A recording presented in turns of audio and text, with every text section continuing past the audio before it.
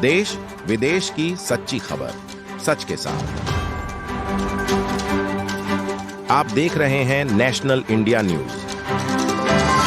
North Bengal के मालदा जिला के इंग्लिश बाजार इलाके में त्योहार की रात को जला हुआ एक घरेलू घर राख हो गया। इसी घटना में घर के छोटे लड़कों और लड़कियों ने पवित्र व शब बारात के अवसर पर घर को रोशन करने के लिए एक मोमबत्ती जलाई और वह मोमबत्ती खतरे में थी, जिसे राख एक घरेलू घर है। इस घटना ने मालदा में अंग्रेजी बाजार के मिल्की क्षेत्र के हबीबुद्दीन पैरा क्षेत्र में आंदोलन को घेर लिया।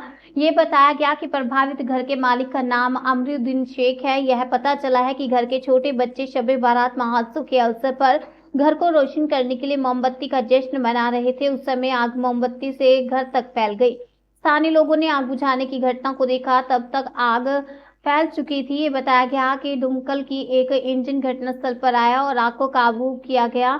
और इस बीच तृणमूल के विधायक सवित्री वित्रा को मौके पर जानकारी मिली, प्रभावित परिवारों के पास खड़ी थी और सरकारी सहायता का भी वादा किया। আজকে হঠাৎ করে শুয়ে বেড়াতে দিন মানুষের আজকে খুশির দিন। তারা গোটা রাত জেগে আজকে তা অনেকে রোজা করে আছেন এবং অনেকে আজকে মানে সবাই তার নিজেদের পূর্বপুরুষের জন্য দোয়া করবার জন্য করার জন্য যায়। এইসব আনন্দের দিনেও আজকে এমন একটা ঘটনা আমাদের মিল্কিতে ঘটলো। এখানে হঠাৎ করে একটা বাড়িতে আগুন লেগে যায় এবং সেই লোকটা মানে বাড়ির সমস্ত কিছু ক্ষতি হয়ে যায়। এবং ভদ্রলোকের নাম হচ্ছে শেখ আমিরুদ্দিন সাহেব।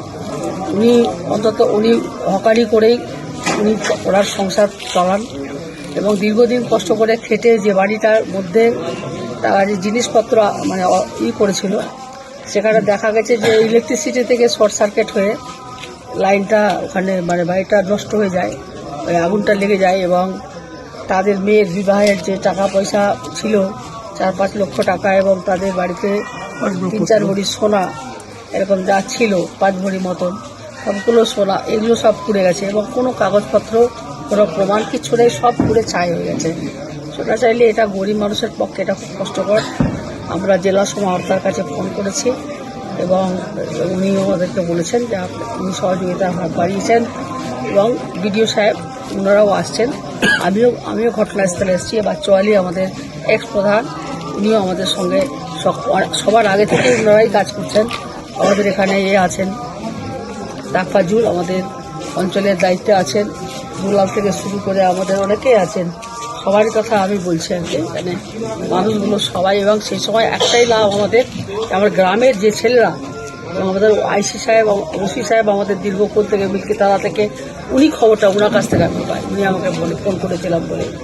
এবং এখানকার লোকাল গ্রাম আজকে সুবেবানপুরে সবাই জেগে আছে, সবাই সবার বাড়িতে নিজের কাজে আছে, সেই কারণেই সবাই জেগেছিল বলেই আজকে এত বড় রক্ষাটা হয়েছে। এবং দমকল টাইমলি এসেছিল, সেটা তারা কাজ করেছে, তাদেরকে সহযোগিতা পুরো গ্রামবাসী করেছে, পরে আগুনটা নিভেছে। এই অবস্থার মধ্যে আছে এই আর কি। সেই ব্যাপারটা আমরা সমস্ত ওরা রিটিন করে লিখে পাঠাবেন এবং সেই মোতাবেক আমাদের রাজ্য সরকার কী সহযোগিতা করেন সেটাও আমরা দেখছি।